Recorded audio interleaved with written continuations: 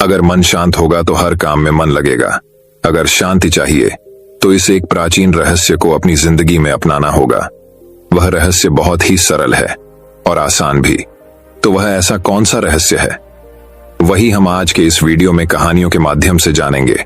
तो बिना देर किए चलिए उन कहानियों की शुरुआत करते हैं। पहली कहानी, स्वयं पर विश्वास रखे। जीवन उतार और चढ़ाव से भरा हुआ है। जीवन में परिश्रम तो हर कोई करता है, लेकिन सफलता जरूरी नहीं कि हर एक व्यक्ति को मिल जाए। कुछ लोग निरंतर परिश्रम करते हैं, लेकिन जब उन्हें असफलता मिलने लगती है तो वह स्वयं पर विश्वास रखना छोड़ देते हैं और फिर उन्हें लगने लगता है कि अब तो उनके जीवन का कोई महत्व नहीं। दुनिया में कई ऐसे लोग हैं जो असफलता प्राप्त करने के बाद हार मान जाते हैं। जीवन में आने वाली तनिक क्षणों की मुश्किलों से घबरा जाते हैं। ऐसे समय में व्यक्ति को प्रेरणादायक कहानी की जरूरत पड़ती है, क्योंकि ऐसी कहानियां लोगों में आत्मविश्वास जगाती हैं और बताती हैं कि जीवन में सफलता प्राप्त करना आसान नहीं, लेकिन जो व्यक्ति स्वयं पर विश्वास रखता है, लगातार मेहनत करता है, धैर्य रखता है, एक दिन निश्चित ही वह सफल होता है। दुनिया भर में कई सारी प्रेरणादायक कहानियां मौजूद हैं जिससे आप प्रेरणा पा सकते हैं। ऐसी ही यह प्रेरणादायक कहानी है जिसे पढ़कर आपको स्वयं पर विश्वास होने लगेगा। एक बार एक व्यक्ति जीवन में अपनी असफलताओं से हताश होकर चुपचाप बैठा हुआ था। उसकी निराशा देख भगवान स्वयं उसके सामने प्रकट हुए। उस व्यक्ति ने भगवान से पूछा, मैंने अपने जीवन में बहुत कड़ी मेहनत की, लेकिन मुझे अब तक सफलता नहीं मिली। मैं लगातार असफलता प्राप्त करते जा रहा हूं। अब आप ही बताइए कि मेरे जीवन की क्या कीमत है। इस पर भगवान मुस्कुराए और मुस्कुराते हुए उसे एक लाल चमकदार छोटा सा पत्थर थमा दिया। व्यक्ति ने पूछा, इस पत्थर का मैं क्या करूं? ईश्वर ने कहा, तुम इस पत्थर को लेकर जाओ और बाजार में इसकी कीमत जानकर आओ। ध्यान रखना, इस पत्थर को बेचना नहीं है। ईश्वर के कहे अनुसार वह व्यक्ति उस लाल चमकदार पत्थर को लेकर बाजार में उसकी कीमत झांत करने निकल पड़ता है। सबसे पहले उसे राह पर एक संतरा बेचने वाला आदमी दिखता है। वह सबसे पहले उस आदमी के पास जाता है और पूछता है, भाई तुम इस लाल रंग के पत्थर का क्या कीमत दोगे? संतरे वाला पत्थर की सुंदर रंगों को देख कहता है, तुम इस पत्थर के बदले में मुझसे 5 से 6 संतरे ले जा सकते हो।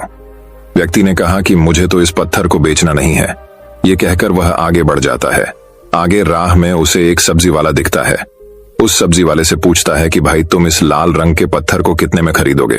सब्जी वाला भी उस पत्थर की खूबसूरती से आकर्षित होकर कहता है कि तुम्हें इस पत्थर के बदले में मैं एक बोरा आलू दे सकता हूं।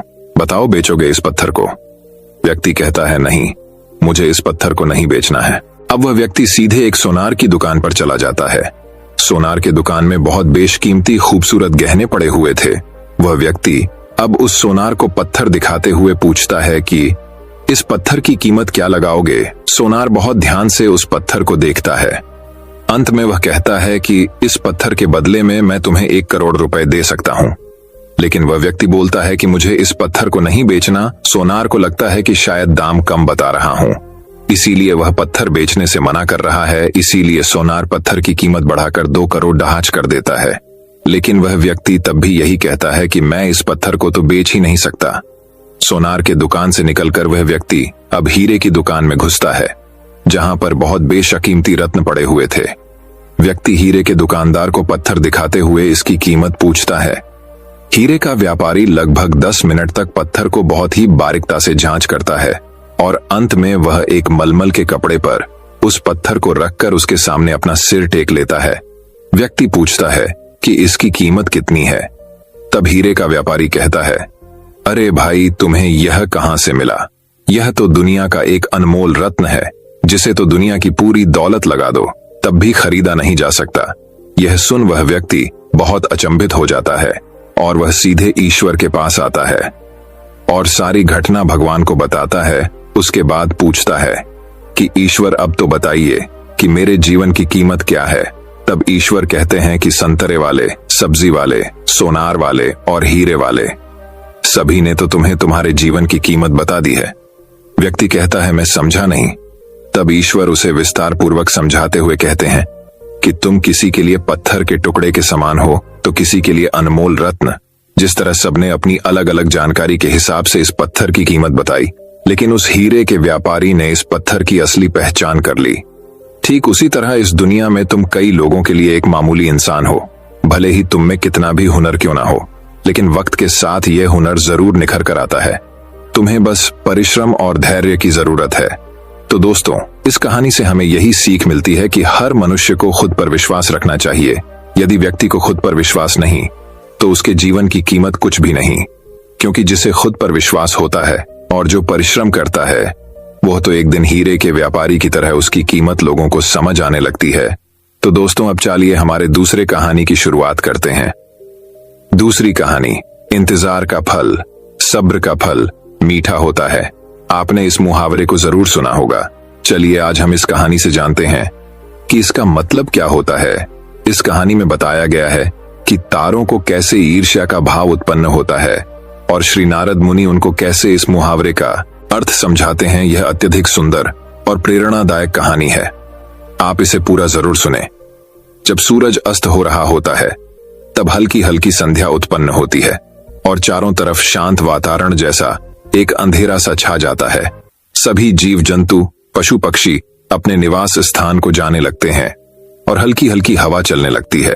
हम जब आसमान की ओर देखते हैं तो सूर्य अस्त होता रहता है। तभी आसमान में तारे टिमटिमाने लगते हैं। कुछ तारे अत्यधिक चमकीले होते हैं, परंतु कुछ कम चमकीले होते हैं। अधिक चमकीले वाले तारों पर हमारी नजर जल्दी पहुंचती है, परंतु कम चमकीले वाले तारों पर हमारी नजर बहुत कम ही जाती है। इसलिए हम उन पर ध्यान नहीं दे पाते और उनकी सुंदरता फीकी पड़ जाती है। परंतु उन सब में से एक ऐसा तारा होता है जो अधिक चमकीला होता है, जिसके आने से पूरा आसमान जगमगा जाता है। वह इतना सुंदर और चमकीला होता है कि उसके जगमगाते ही लोगों के चेहरे पर खुशी आ जाती है। उसे हम स्वाति नक्षत्र के नाम से जानते हैं। अत्यधिक चमकीला और सुंदर होता है, जिसके आने से लोग खुश हो जाते हैं। इसीलिए बाकी के नक्षत्र स्वाति नक्षत्र से ईर्ष्या करते हैं और अपनी इस ईर्ष्या की कथा को श्री नारद मुनि को बताते हैं। नारद मुनि उन सभी तारों को समझाते हुए कहते हैं कि देखो, जो भी सब्र करता है उनकी कीर्ति संसार में होती है, और मुझे प्रतीत होता है कि आप लोगों में धैर्य नहीं है। इसीलिए आप लोग संध्या काल में होते ही तुरंत जगमगाने लगते हैं। लेकिन स्वाति नक्षत्र अत्यधिक समय के बाद आसमान में निकट आता है। तभी उसकी प्रतिस्पर्धा इतनी अधिक होती है, तभी सभी लोग के चेहरे पर मुस्कान आती। इसीलिए कहा जाता है कि हमें सब्र करना चाहिए, क्योंकि उसका फल मीठा होता है। यदि तुम देर में आसमान में टिमटिमाते होते तो तुम्हारा भी महत्व होगा और तुम्हें भी लोग अलग नाम से जानेंगे। नारद मुनि द्वारा समझाई गई बात सभी तारों के समझ में आ गई। सब्र का फल मीठा होता है, ये बात हम सब जानते हैं और इसे हम लोगों ने महसूस भी किया है। मैं हमेशा अपने कार्य को पूरा करने के बाद उसके परिणाम के इंतजार में उतावला हो जाता हूँ, या फिर अपने आने वाले कार्य को पूरा करने के लिए उतावला हो जाता हूँ, जिससे मेरा आने वाला कार्य बिगड़ जाता है। परंतु मुझे ऐसा नहीं करना चाहिए। मुझे सब्र करना चाहिए उस परिणाम का या उस आने वाले कार्य का, जिससे मैं उस कार्य को अच्छे से समाप्त करूं और उसका परिणाम भी अच्छा हो। हम जानते हैं, जल्दी में लगाया हुआ निशाना हमेशा अपने गोल से बाहर जाता है। हमें धैर्य पूर्वक उस निशाने को भेजना चाहिए, तभी हमें जीवन में सफलता मिलेगी। हमें किसी भी कार्य को धैर्य पूर्वक करना चाहिए, तभी सफलता के दरवाजे खुलते हैं। धैर्य ही ऐसा शस्त्र है जो विकट परिस्थितियों में मनुष्य के मस्तिष्क का संतुलन बनाए रख सकता है और उसको आगे आने वाली चुनौतियों से निपटने के लिए नए मार्ग को बतला सकता है। बड़े बड़े महात्मा और महापुरुषों के द्वारा भी बताया गया है कि हमें भी किसी कार्य में सफलता पानी है तो उसे चिंता मुक्त होकर करना चाहिए और सब्र रखना चाहिए। परिणाम की सफलता अवश्य मिलेगी। तो दोस्तों, अब चलिए हमारे तीसरी कहानी की शुरुआत करते हैं। तीसरी कहानी, टाइम मोटिवेशनल स्टोरी। हमारी जिंदगी छोटे छोटे समय के भागों में बटी हुई है।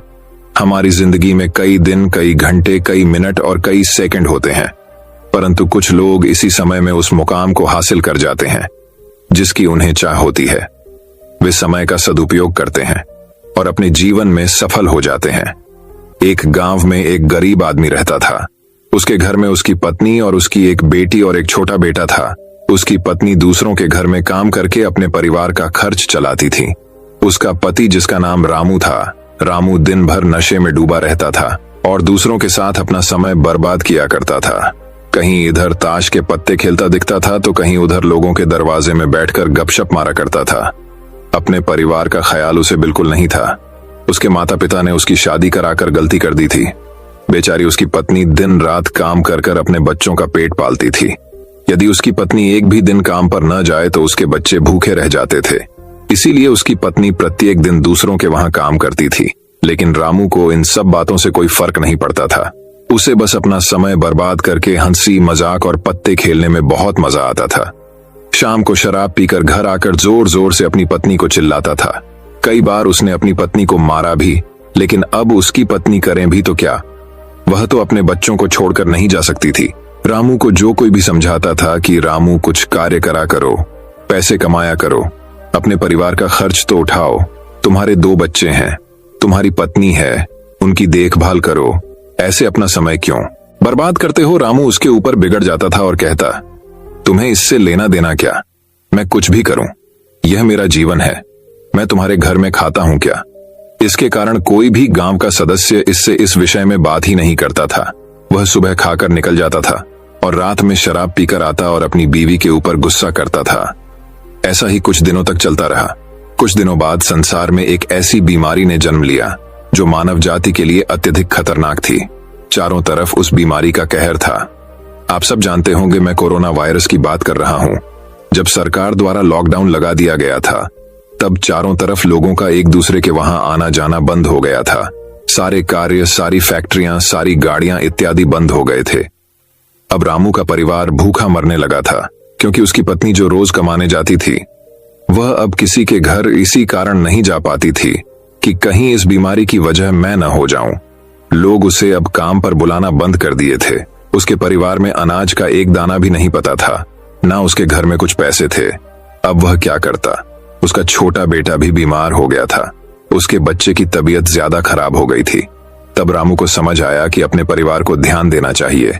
उसने बच्चे को अस्पताल ले जाने का सोचा, परंतु उसके पास पैसे नहीं थे। वह गांव वालों से पैसे मांगने गया। गांव वालों ने कहा, पहले कहने पर तो हम लोगों को ही जली कटी सुना देते थे, अब इस लॉकडाउन में हमारे पास कहां से पैसा आए। यही कहकर वह लौटा देते थे। रामू अत्यधिक परेशान था। अब करें तो भी क्या करें। वह चाहकर भी कुछ नहीं कर सकता था। एक पूरा दिन बीत गया। उसके बेटे की तबीयत और भी ज्यादा खराब हो गई। तभी किसी तरह उसकी पत्नी ने जहां काम करती थी वहां से कुछ पैसे जुटाकर लाई और अब रामू अपने बच्चे को हॉस्पिटल ले जाने की तैयारी की। रामू अपने बच्चे को लेकर गांव के बाहर एक अस्पताल में पहुंचा। रामू दौड़ता हुआ डॉक्टर के पास गया। उसने कहा, मेरे बच्चे को बचा लीजिए। डॉक्टर साहब ने सारे इंस्ट्रूमेंट लगाकर चेक किया, तब उसका बेटा मर चुका था। डॉक्टर साहब ने यह बात रामू से कही कि यदि तुम अपने बच्चे को 10 से 15 घंटे पहले ले आते तो मैं तुम्हारे बच्चे को बचा लेता। मुझे बहुत दुखी होकर कहना पड़ रहा है कि मैं तुम्हारे बच्चे को मैं बचा ना सका। यह सुनकर रामू के पैरों तले के नीचे से जमीन खिसक गई। वह रोने लगा।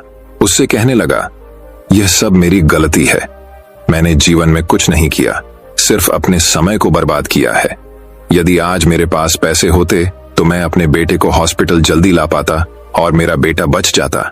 मैंने अपने जीवन में समय को बहुत बर्बाद किया है, लेकिन आज मुझे समय को अहमियत पता चल गई है। तो हमें इस कहानी से यह शिक्षा मिलती है कि हमें अपने समय को बर्बाद नहीं करना चाहिए, उसका सदुपयोग करना चाहिए। तभी हमें अपने जीवन में सफलता मिल सकती है। इस कहानी में अगर रामू पहले से काम करता होता तो उसके पास पैसे होते और अपने बेटे का इलाज करा पाता, जिससे उसका बेटा आज जिंदा होता। मित्रों, हमें हमेशा अपने समय का सदुपयोग करना चाहिए। तो दोस्तों, अब चाली हमारे चौथी कहानी की शुरुआत करते हैं। चौथी कहानी वृद्ध महिला जोधपुर की एक चर्चित दुकान पर लस्सी का ऑर्डर देकर हम सब दोस्त यार आराम से बैठकर एक दूसरे की खिंचाई और हंसी मजाक में लगे ही थे कि एक लगभग 75 से 80 वर्ष की बुजुर्ग महिला पैसे मांगते हुए मेरे सामने अपने हाथ फैलाकर खड़ी हो गई। उनकी कमर झुकी हुई थी, चेहरे की झुर्रियों में भूख तैर रही थी, नेत्र भीतर को धंसे हुए किंतु सजल थे। उनको देखकर मन में न जाने क्या आया कि मैंने अपनी जेब से सिक्के निकालने के लिए डाला हुआ हाथ वापस खींचते हुए उनसे पूछ लिया, दादी जी लस्सी पिएंगे? मेरी इस बात पर दादी कम अचंभित हुई और मेरे मित्र अधिक, क्योंकि अगर मैं उनको पैसे देता तो बस 5-10 रुपए ही देता, लेकिन लस्सी तो 30 रुपए की एक है। इसलिए लस्सी पिलाने से मेरे गरीब हो जाने की और उस बूढ़ी दादी के द्वारा मुझे ठग कर अमीर हो जाने की संभावना बहुत कम बढ़ गई थी। दादी ने सकुचाते हुए हामी भरी और अपने पास जो मांगकर जमा किए हुए 66 रुपए थे वो अपने कांपते हाथों से मेरी ओर बढ़ाए। मुझे कुछ समझ नहीं आया तो मैंने उनसे पूछा, ये किस लिए? इनको मिलाकर मेरी लस्सी के पैसे चुका देना बाबूजी। भावुक तो मैं उनको देखकर ही हो गया था, रही बची कसर उनकी। इस बात ने पूरी कर दी। एकाएक मेरी आंखें छलछला आईं और भर भर आए हुए गले से मैंने दुकान वाले से एक लस्सी बढ़ाने को कहा। उसने अपने पैसे वापस मुट्ठी में बंद कर लिए और पास ही जमीन पर बैठ गई। अब मुझे अपनी लाचारी का अनुभव हुआ, क्योंकि मैं वहां पर मौजूद दुकानदार, अपने दोस्तों और कई अन्य ग्राहकों की वजह से उनको कुर्सी पर बैठने के लिए नहीं कह सका। डर था कि कहीं कोई टोक ना दे, कहीं किसी को एक भीख मांगने वाली बूढ़ी महिला के उनके बराबर में बिठाए जाने पर आपत्ति न हो जाए। लेकिन वो कुर्सी जिस पर मैं बैठा था मुझे काट रही थी। लस्सी कुल्लड़ों में भरकर हम सब मित्रों और बूढ़ी दादी के हाथों में आते ही मैं अपना कुल्लड़ पकड़कर दादी के पास ही जमीन पर बैठ गया, क्योंकि ऐसा करने के लिए तो मैं स्वतंत्र था, इससे किसी को आपत्ति नहीं हो सकती थी। हाँ, मेरे दोस्तों ने मुझे एक पल को घूरा, लेकिन वो कुछ कहते उससे पहले ही दुकान के मालिक ने आगे बढ़कर दादी को उठाकर कुर्सी पर बैठा दिया और मेरी ओर मुस्कुराते हुए हाथ जोड़कर कहा, ऊपर बैठ जाइए साहब, मेरे यहाँ ग्राहक तो बहुत आते हैं, किंतु इंसान कभी कभार ही आता है। अब सबके हाथों में लस्सी के कुल्लड़ और होठों पर सहज मुस्कुराहट थी। बस एक वो दादी ही थी जिनकी आंखों में तृप्ति के आंसू, होठों पर मलाई के कुछ अंश और दिल में सैकड़ों दुआएं थीं। न जाने क्यों जब कभी हमें 10 से 20 रुपए किसी भूखे गरीब को देने या उस पर खर्च करने होते हैं तो वो हमें बहुत ज्यादा लगते हैं। लेकिन सोचिए कि क्या वो चंद रुपए किसी के मन को तृप्त करने से अधिक कीमती है। जब कभी अवसर मिले ऐसे दयापूर्ण और करुणामय काम करते रहें, भले ही कोई आपका साथ दे या ना दे। तो दोस्तों, अब चलिए हमारे 5वीं कहानी की शुरुआत करते हैं। 5वीं कहानी, आप दूसरों को क्या दे रहे हैं। एक किसान हमेशा एक बेकरी वाले को 1 पौंड मक्खन बेचा करता था। वह किसान हमेशा सुबह के समय उस बेकरी वाले के पास आता और उसे 1 पौंड मक्खन दे जाता।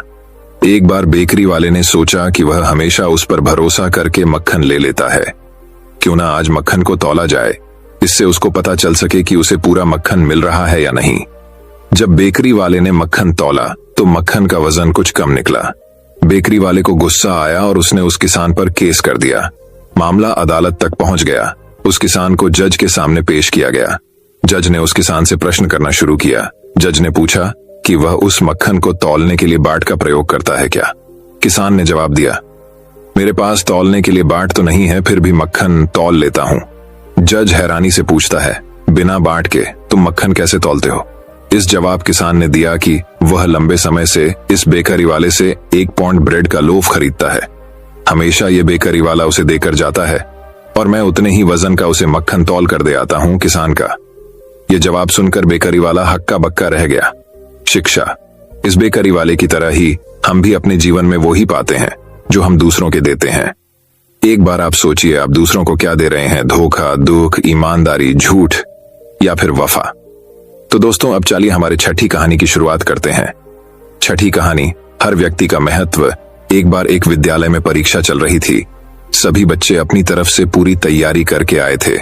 कक्षा का सबसे ज्यादा पढ़ने वाला और होशियार लड़का अपने पेपर की तैयारी को लेकर पूरी तरह से आश्वस्त था।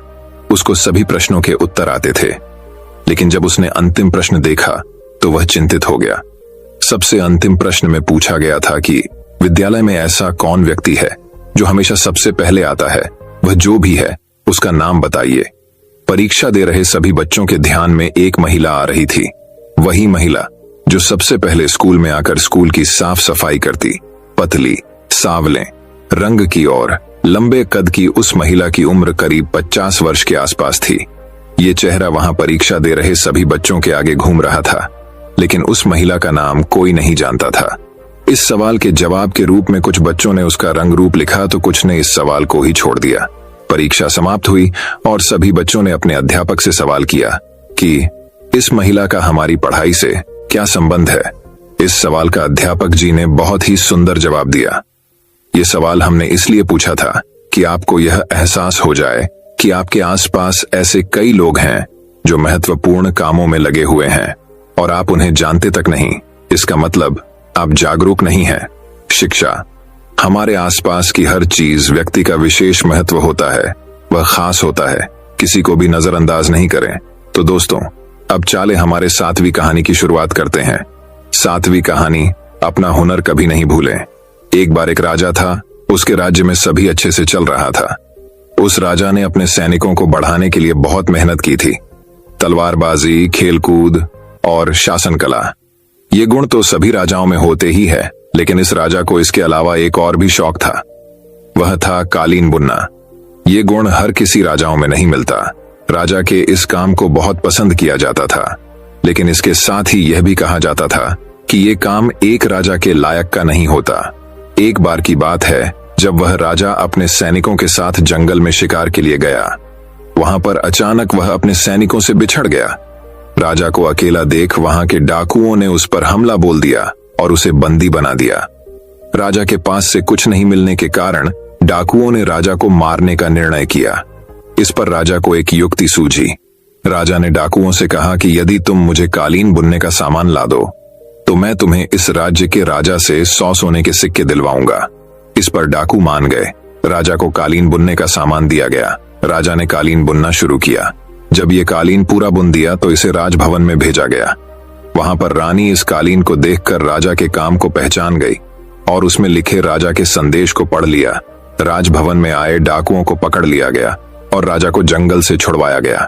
राजा के अपने हाथों के इस हुनर ने राजा की जान बचा ली। तो दोस्तों, अब चलिए हमारे 8वीं कहानी की शुरुआत करते हैं। 8वीं कहानी, जीवन का प्रशिक्षण। बाज पक्षी के बचपन की शुरुआत बहुत ही मुश्किल से होती है। बाज पक्षी को बचपन में ही ऐसी ट्रेनिंग दी जाती है जिससे वह अपने जीवन में बड़ी बड़ी मुश्किलों से भी आसानी से सामना कर पाते हैं। जब किसी भी पक्षी का बच्चा पैदा होता है तो वह कम से कम 1 महीने तक तो अपने माता पिता पर निर्भर रहता ही है। वह अपने खाने पीने से लेकर जब तक चलना नहीं सीख जाता तब तक वह अपने माता पिता की नजर में रहता है। लेकिन बाज पक्षियों में ऐसा नहीं होता है।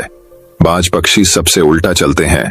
जब एक बाज मादा अपने बच्चे को जन्म देती है तो उस समय से ही उसके बच्चे की ट्रेनिंग शुरू हो जाती है कि उसे अपने जीवन में कैसे संघर्ष करना है।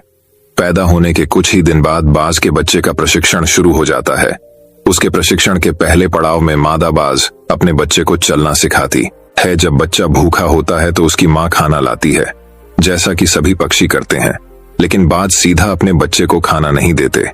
मादा बाज खाना लाकर अपने घोंसले से कुछ दूरी पर खड़ी रह जाती है और तब तक उसे खाना नहीं देती जब तक वह खुद चलकर उसके पास नहीं आ जाता। जब बाज के बच्चे को तेज भूख लगती है तो वह खाने के लिए अपनी माँ के पास जाता है। धीरे धीरे संघर्ष करके मुश्किल से चलकर अपनी माँ के पास पहुंचता है। उस समय उसे कई सारी मुश्किलों का भी सामना करना पड़ता है। उसे कई चोटें भी लगती है, लेकिन उसकी माँ उसे खाना तक नहीं देती जब तक वह खुद उसके पास चलकर नहीं आ जाता। उसकी माँ कठोर दिल रखकर सिर्फ उसके पास आने का इंतजार करती है, उसे कोई मदद नहीं करती है। जब वह चलना सीख जाता है तो दूसरा पड़ाव आता है। यह पड़ाव उसके लिए बहुत ही मुश्किल होता है। इसमें मादा बाज अपने बच्चे को अपने पंजों में पकड़कर उसे खुले आसमान में ले उड़ती है।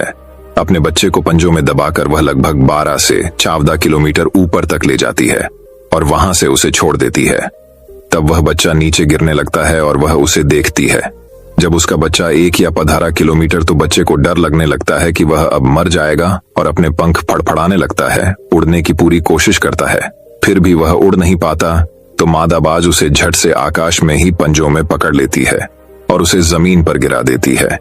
ऐसा उसकी माँ तब तक करती है जब तक वह पूरी तरह से उड़ना नहीं सीख जाता।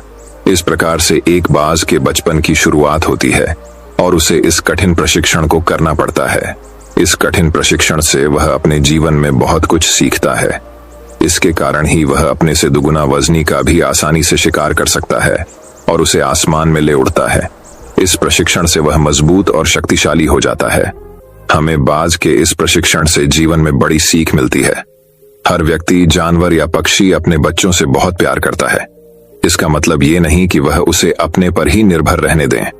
उसे जिंदगी में मुश्किलों का सामना करना भी सिखाएं, जिसके कारण वह अपनी प्रतिभा दिखा सके और अपने एक बेहतर व्यक्तित्व कायम कर सके। हमेशा अपने बच्चों को ये ही सिखाए कि जिंदगी का दूसरा नाम ही संघर्ष है। अपने जीवन में यदि कुछ भी हासिल करना है तो संघर्ष करना ही पड़ेगा। तो दोस्तों, अब चलिए हमारे 9वीं कहानी की शुरुआत करते हैं। 9वीं कहानी सफलता रिश्तों से मिलती है।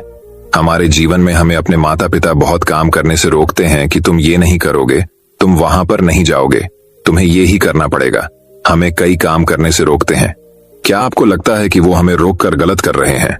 क्या इनके रोकने से हम सफल नहीं हो रहे हैं? यदि आप यह सोचते हैं तो आपको यह प्रेरणादायक कहानी जरूर सुननी चाहिए। एक बार एक व्यक्ति और उसका बेटा दोनों अपने घर की छत पर पतंग उड़ा रहे थे। पतंग बहुत ही ऊंची उड़ रही थी, वो बादलों को छू रही थी। तब उसका बेटा उस व्यक्ति से कहता है कि पापा, ये पतंग इस डोर से बंधी हुई है, जिस कारण और ऊंची नहीं जा रही है। इस डोर को तोड़ दियाच देना चाहिए। बेटे की ये बात सुनकर उसका पिता उसके कहने पर वो डोर तोड़ देता है। उसका बेटा बहुत खुश होता है। वह पतंग टूट जाने से बहुत ऊंचाई पर पहुंच जाती है, लेकिन फिर कुछ समय बाद वह कहीं दूर जाकर खुद ही नीचे गिर जाती है। ये देख उस व्यक्ति का बेटा उदास हो जाता है। फिर वह व्यक्ति उसे कहता है कि अक्सर हमें लगता है कि हम जिस ऊंचाइयों पर है उस ऊंचाई से और भी ऊपर जाने से कुछ चीजें हमें रोक रही हैं, जैसे हमारा अनुशासन, रिश्ते, माता पिता और परिवार। इसकी वजह से हमें लगता है कि हम अपने जीवन में इस कारण ही सफल नहीं हो रहे हैं। इन सब से हमें आजाद हो जाना चाहिए। जैसा कि पतंग अपनी डोर से बंधे हुए रहती है और उस डोर की मदद से वह कई ऊंचाइयों को छू लेती है, उसी तरह हम भी अपने परिवार और रिश्तेदारों से बंधे हुए हैं। यदि हम इस धागे से जुड़े हुए रहेंगे तो कई ऊंचाइयों को छू लेंगे, लेकिन यदि हम इस धागे तो तोड़ देंगे तो ठीक इसी पतंग की तरह कुछ समय तक ही सफलता से उड़ पाएंगे, अंत में नीचे गिरकर ही रहेंगे। ये पतंग जब तक नई ऊंचाइयों को हासिल करेगी तब तक वह अपनी डोर से बंधी हुई है, लेकिन जब पतंग अपनी डोर से मुक्त हो जाती है तो वह कुछ समय में ही नीचे गिर जाती है। उसी प्रकार हमें भी अपने जीवन में रिश्तों की डोर से बंधे हुए रहना चाहिए, जिससे हम अपने जीवन में नई ऊंचाइयां हमेशा हासिल करते रहे। तो दोस्तों, अब चलिए हमारे 10वीं कहानी की शुरुआत करते हैं। 10वीं कहानी दोस्तों बात बहुत समय पहले की है। विशाल नगर राज्य का राजा शिकार करने का बहुत ही शौकीन था। एक दिन वह राजा अपने सरदार और कुछ सैनिकों के साथ शिकार के लिए जंगल की ओर निकला। वह काफी दूर तक शिकार की खोज में चले गए। ज्यादा दूर तक चलने से सभी को प्यास लगने लगी। सभी ने जंगल में पानी खोजना शुरू किया। फिर एक सैनिक को रास्ते पर एक कुआं दिखाई दिया। सैनिक ने राजा को यह बताया कि वहां पर एक कुआं है जहां से हम अपनी प्यास को शांत कर सकते हैं। राजा ने उस सैनिक को आदेश दिया कि वहां से उसके लिए पानी लाएं। सैनिक राजा के आदेश की पालना करते हुए उस कुएं के पास गया। वहां पर सैनिक ने देखा कि एक नेत्रहीन वृद्ध व्यक्ति रास्ते से जाने वाले लोगों की जल सेवा कर रहा है। सैनिक उस नेत्रहीन वृद्ध व्यक्ति के पास गया और बोला, "ऐ पनिहारे, एक लोटा पानी दे, हमें कहीं आगे जाना है।" यह सुनकर उस वृद्ध व्यक्ति ने जवाब दिया, "यहां से चला जा मूर्ख, मैं ऐसे लोगों को पानी नहीं पिलाता।" ये सुनकर सैनिक तुरंत वहां से चला गया। ये बात सैनिक ने राजा के सरदार को जाकर बताई। फिर सरदार उस नेत्रहीन वृद्ध व्यक्ति के पास गया और कहा, "ऐ बूढ़े, हमें प्यास लगी है, एक लोटा पानी दे।" ये सुनकर उसने नेत्रहीन वृद्ध व्यक्ति ने फिर पानी पिलाने से मना कर दिया। राजा की प्यास बढ़ती ही जा रही थी। राजा ने अपने सरदार से पानी के बारे में पूछा तो सरदार ने राजा से कहा कि उस कुएं पर एक नेत्रहीन व्यक्ति है जो पानी पीने से मना कर रहा है। ये सुनकर राजा अपने सैनिक और सरदार के साथ उस नेत्रहीन वृद्ध व्यक्ति के पास जाता है और उस वृद्ध व्यक्ति से कहता है, "बाबा जी, हमें बहुत प्यास लगी है, गला सूखा जा रहा है। यदि आप थोड़ा पानी पिला देंगे तो आपकी बहुत बड़ी कृपा होगी।" ये सुनकर उस नेत्रहीन व्यक्ति ने राजा से कहा, "आप बैठिए, मैं आपको अभी जल पिलाता हूं।" फिर उस वृद्ध व्यक्ति ने सम्मानपूर्वक राजा को बैठाया और पानी पिलाया। पानी पीने के बाद राजा ने उस वृद्ध व्यक्ति से पूछा कि आपको कैसे पता चला कि यह सैनिक वह सरदार है और राजा मैं हूं? तो इसका जवाब उस वृद्ध व्यक्ति ने बहुत ही अच्छे शब्दों में दिया। वृद्ध व्यक्ति ने कहा, "इंसान की पहचान करने के लिए आंखों की जरूरत नहीं होती, उसकी वाणी ही उसकी असली पहचान होती है।" ये सुनकर वहां पर मौजूद सरदार व उस सैनिक को शर्म महसूस हुई। दोस्तों, ये कहानी हमें ये शिक्षा प्रदान करती है कि यदि हमारे पास अच्छी वाणी और बोलने का तरीका होगा तो हम अपने जीवन में वो सब हासिल कर सकते हैं जो हम चाहते हैं। दोस्तों, मैं उम्मीद करता हूं कि ये कहानी सुनने से आपके जीवन में अच्छे बदलाव आए होंगे।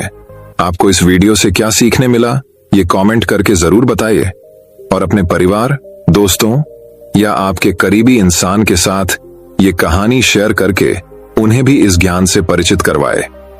बाकी अगर आपको यह वीडियो दिल से अच्छी लगी हो तभी इस वीडियो को लाइक कर देना, और आपने अब तक इस चैनल को सब्सक्राइब न किया हो तो चैनल को सब्सक्राइब भी जरूर कर देना। आपका हर दिन शुभ हो और खुशियों से आपका जीवन भरा रहे। धन्यवाद। नमो बुद्धाय।